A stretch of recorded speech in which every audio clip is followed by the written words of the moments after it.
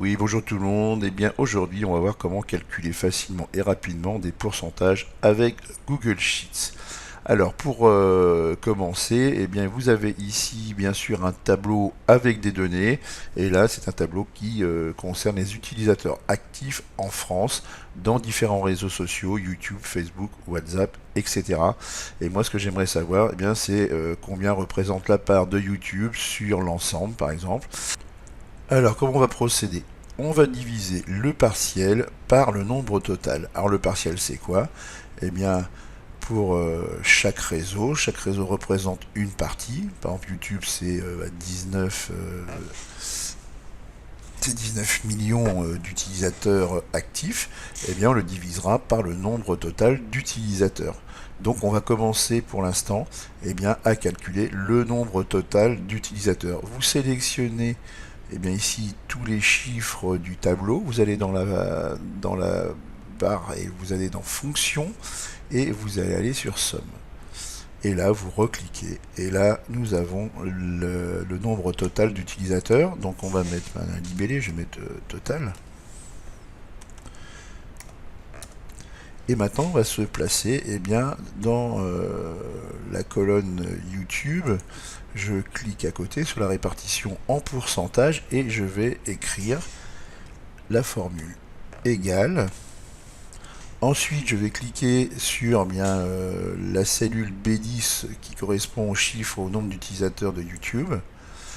Ensuite, je vais diviser.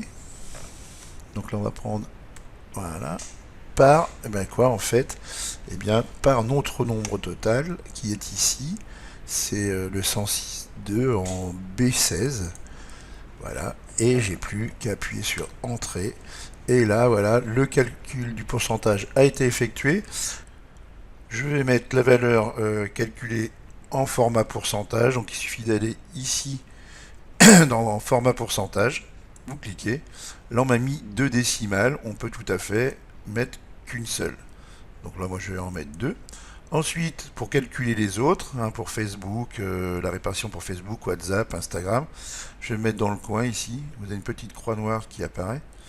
Je vais étirer pour aller jusqu'à Twitter. Et ensuite, je vais appuyer ici accepter la suggestion, puisqu'on me propose des pourcentages.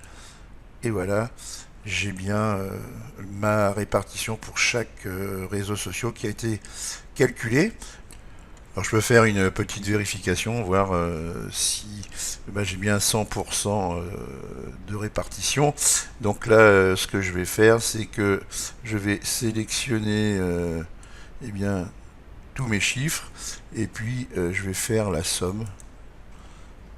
Voilà, je clique et là j'ai bien ici mes 100%. Alors nous allons voir maintenant comment calculer une évolution en pourcentage. Là, si on prend le cas de nos réseaux sociaux, eh bien, effectivement, il y a de plus en plus d'utilisateurs dans le monde et on prévoit à peu près une augmentation de 10% chaque année. Donc, on va faire notre calcul de cette évolution. Alors on va commencer par eh bien, le nombre d'internautes au monde. On était à 4,2 milliards en 2022 et on prévoit une évolution de 10%. Alors on va calculer le nombre d'internautes qu'il risque d'y avoir en 2023. Donc on va se mettre dans la colonne 2023. On va mettre le signe égal. Ensuite on va cliquer ici en B4 qui correspond à 4,2 milliards, ça c'est le nombre d'internautes dans le monde. Je clique, ça va venir s'ajouter ici. Ensuite, eh bien, je vais utiliser le sigle multiplié qui est la petite étoile. Voilà. On va cliquer maintenant sur le pourcentage que j'ai mis ici en haut qui est en cellule B1. Et ensuite, on va ajouter plus, eh bien, à nouveau, la cellule B4 qui est le nombre d'utilisateurs, d'internautes au monde. Et on va faire Entrée. Voilà, donc on aura 4,62 milliards eh bien, d'internautes dans le monde en 2023. Et bien maintenant on va calculer aussi pour les utilisateurs réseau et les utilisateurs réseau sur mobile. On va tenter de faire comme on a fait dans le calcul de pourcentage des répartitions tout à l'heure. On va se placer dans le coin ici avec la petite croix. On va étirer. Et là, on s'aperçoit que, oh là là, là 6473, il y a un truc qui va pas. Eh bien, effectivement, il va falloir procéder un petit peu différemment, parce que, eh bien, ici, nous avons des valeurs qui ne sont pas des constantes.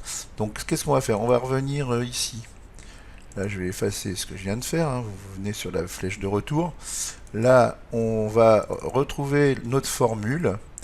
Donc on va bien garder B4 de chaque côté. Par contre, le B1, ce qu'on va faire, on va le sélectionner et vous allez appuyer sur la touche F4 de votre clavier. Voilà. On a une nouvelle valeur là qui vient de s'inscrire. On va faire Entrée. Donc on a toujours nos 462. Je peux maintenant me mettre dans le coin de ma colonne, étirer. Et le calcul va s'effectuer. Et bien voilà, j'espère que ce tuto vous sera utile. Je vous dis au revoir et à bientôt.